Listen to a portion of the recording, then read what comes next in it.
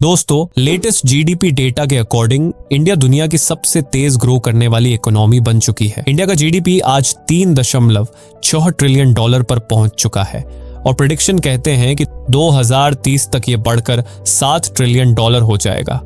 In fact पिछले 10 सालों में India, Canada, Brazil, Italy, Russia, France और यूके को पीछे छोड़ते हुए आज दुनिया की 5वीं सबसे बड़ी अर्थव्यवस्था बन गया है।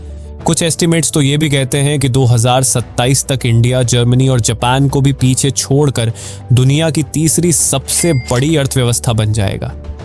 ये सारी बातें सुनकर आपको काफी खुशी हो रही होगी क्योंकि ये एक इम्प्रेसिव ग्रोथ है और इससे देश की तरक्की होगी। वैसे दोस्तों, यहाँ आपका सोचना सही भी है, बट इस बात की क्या गारंटी है कि अगर हम दुनिया की तीसरी सबसे बड़ी अर्थव्यवस्था बन भी जाए तो इससे हमारी या आपकी हालत सुधर जाएगी। बल्कि यहाँ चीजें उल्टी भी हो सकती है। हो सकता है देश हमारा अमीर हो जाए लेकिन हम और आप और गरीब हो जाएं। और मैं ऐसा क्यों कह रहा हूँ ये आपको आगे वीडियो में पता चलेगा। चलिए ज्यादा बातें न करते हुए हमारी इंडियन इकोनॉमी के साथ क्या प्रॉब्लम्स है, आइए उसे हम डिस्कस करते हैं। जिस प्रॉब्लम की मैं सबसे पहले बात करने जा रहा हूँ उसे इकोनॉमिक्स की भाषा में इनकम डिस्पैरिटी कहते हैं। आज अगर अंबानी, अडानी की नेटवर्थ तेजी से इंक्रीज हो रही है तो इसका मतलब ये हरगिज नहीं है कि आप भी अमीर हो रहे हैं, क्योंकि आज देश की टॉप 10% आबादी के पास देश का 77% वेल्थ है। जी हाँ, देश का लगभग 80% वेल्थ टॉप 10% आबादी के पास है। और इससे भी ज्यादा खराब बात यह है कि इतने बड़े देश में सिर्फ टॉप 1% लोग जो कि अमीर हैं वो देश में 73% वेल्थ जनरेट कर रहे हैं और इस वेल्थ का वे यूज कर रहे हैं अपने शौक पूरे करने में, फिर चाहे वो रोल्स रॉयस खरीदना हो या फिर लंबोर्गिनी। और यहाँ सबसे ज्यादा दुख की बात यह है कि देश के 70 करोड़ लोग जो देश का purest half of the population है, उनकी इनकम में सिर्फ 1% की इंक्रीजमेंट देखी गई है। और इन्फ्लेशन कितना है ये आपको पता ही है दोस्तों। इसी वजह से हर साल देश की लगभग 6 करोड़ पॉपुलेशन पॉवर्टी लाइन के नीचे जा रही है। वर्ल्ड इनइक्वालिटी डेटाबेस के अकॉर्डिंग जो डेवलपमेंट हो भी रहे हैं तो उसके फायदे सोसाइटी के सबसे गरीब लोगों तक पूरी तरह से नहीं पहुंच पा रहे हैं, जिसकी वजह से 2022 में पिछले 100 सालों में देश में सबसे ज्यादा इनइक्वालिटी देखी गई है। दोस्तों, जब आप ब्रिक्स इकोनॉमीज के पर कैपिटा इनकम पर नजर डालेंगे और भारत का बाकी देशों के साथ कंपैरिजन करेंगे तो आपको पता चलेगा कि भारत इकोनॉमिक सुपर पावर बनने से अभी काफी दूर है। दोस्तों, कॉमन एरा की शुरुआत में इंडिया दुनिया की सबसे बड़ी इकोनॉमी थी। उस समय यह दुनिया को 1/3 गुड्स एंड सर्विसेज प्रोड्यूस करता था और ये इकोनॉमिक डोमिनेंस लगभग 1700 सालों तक ऐसे ही चली थी। उस समय यूरोप और एशिया के बीच मैसिव इंटर रीजनल ट्रेड होता था, लेकिन कॉलोनियल पीरियड के दौरान इंडिया की इकोनॉमी गिर गई और ब्रिटिश रूल के एंड तक आते आते इंडिया का ग्लोबल आउटपुट में शेयर गिरकर सिर्फ 4.2% रह गया, जिसके बाद 1991 में यहाँ कॉम्प्रिहेंसिव इकोनॉमिक रिफॉर्म्स इंप्लीमेंट किए गए, जिससे इंडिया की ग्रोथ में हमें तेजी से स्पीड देखने को मिली। लेकिन इसके बावजूद भी इंडिया का ग्रोथ रेट चाइना से कम ही था।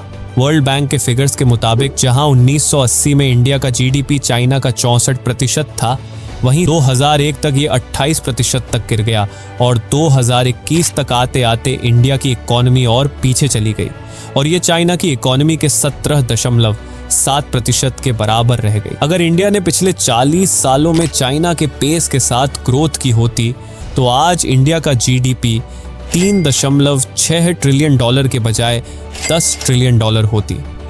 दोस्तों, according to UN estimates, Bharat अब दुनिया का सबसे अधिक आबादी वाला देश हो गया है और 29 साल की एवरेज एज ग्रुप वालों के साथ ये दुनिया के सबसे यंगेस्ट कंट्रीज में से भी एक बन गया है। इंडिया की 50% से ज्यादा पॉपुलेशन आज 25 साल के नीचे है और 65% से ज्यादा 33 साल के नीचे। देखा जाए तो ये इंडिया की स्ट्रेंथ भी है और वीकनेस भी।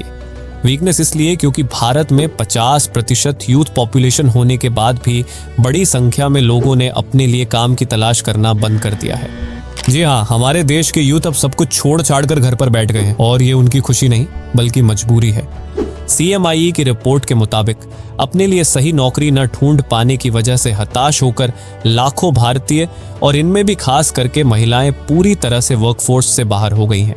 लेबर फोर्स पार्टिसिपेशन रेट जिसमें वो लोग आते हैं जो रोजगार कर रहे हैं या रोजगार की तलाश कर रहे हैं। जहां 6 साल पहले इनके नंबर्स 46% थे, वो अब गिरकर लगभग 40% हो गए हैं।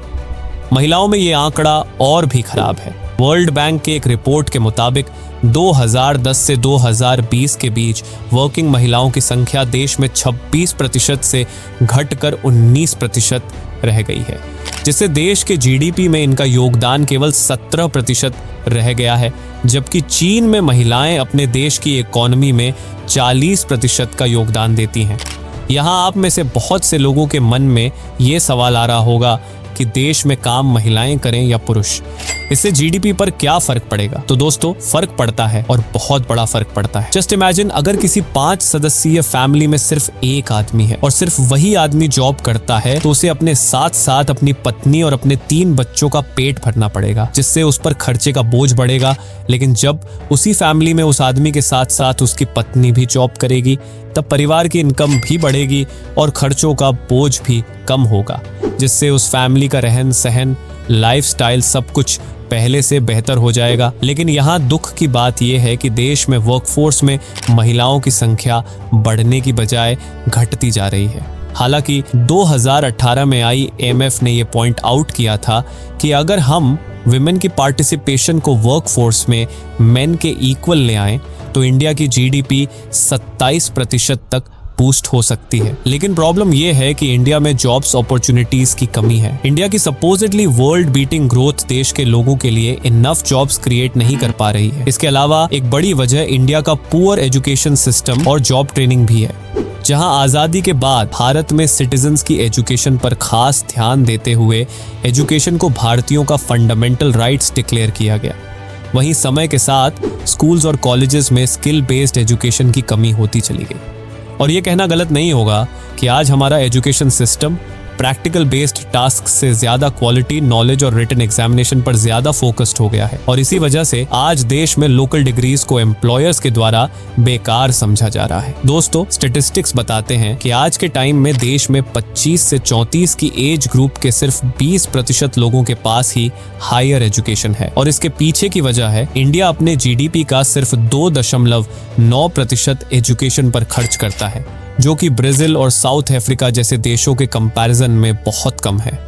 इसके अलावा भारत अपनी जीडीपी का सिर्फ 2.1% पब्लिक हेल्थ केयर पर खर्च करता है, जो कि ग्लोबली एक में से सबसे निचला है। दोस्तों, इंडिया ह्यूमन डेवलपमेंट के 2 की कंपोनेंट्स एजुकेशन और हेल्थ को अपने लोगों को बेहतर तरीके से उपलब्ध कराने में नाकाम है, जिसके रिजल्ट में लोगों की काम करने की क्षमता यानी लेबर प्रोडक्टिविटी में गिरावट आई है, जो कि देखा जाए तो ये लोगों के लिविंग स्टैंडर्ड्स को इम्प्रूव के लिए सबसे इंपॉर्टेंट फैक्टर है। दोस्तों, जब लेबर प्रोडक्टिविटी बढ़ती है तो गुड्स और सर्विसेज ज्यादा प्रोड्यूस होती है, जिससे लोगों को सही दामों पर चीजें मिल पाती हैं। दोस्तों, अनदर फैक्टर जो इंडिया की ग्रोथ को रोक रहा है वो है इनएडिक्वेट इंफ्रास्ट्रक्चर, जिसमें सड़क, बिजली और सार्वजनिक सेवाएं लाइक एजुकेशन एंड पीने का पानी शामिल है। दोस्तों, आज भारत के पास दुनिया के कुछ टॉप एजुकेशनल इंस्टीट्यूट्स हैं, लेकिन फिर भी ज्यादातर रूरल एरियाज के बच्चों को ऐसा एजुकेशन नहीं मिल पाता है जो उन्हें आगे चलकर प्रोडक्टिव वर्क दिलाने में हेल्प करे। इसके अलावा इंडियन इकोनॉमी की फिक्स्ड कैपिटल फॉर्मेशन ग्रोथ, जो कि 2007 में 36% थी, वो अब गिरकर 29% हो गई है। इसमें land improvements, plant machinery, equipment purchases, roads और बिल्डिंग्स का कंस्ट्रक्शन जैसी चीजें शामिल है। दोस्तों, इस डिक्लाइन की वजह policy uncertainty, financing problems, private investment का कमजोर होना, FDI का गिरना और बैंकिंग सेक्टर की मंदी है। दोस्तों, अगर इन सारे फैक्टर्स पर समय रहते ध्यान नहीं दिया गया तो भले ही कुछ सालों में हमारा देश दुनिया की 3री सबसे बड़ी अर्थव्यवस्था बन जाए, लेकिन हमारी कंडीशन ईयर बाय ईयर बद से बदतर होती चली जाएगी।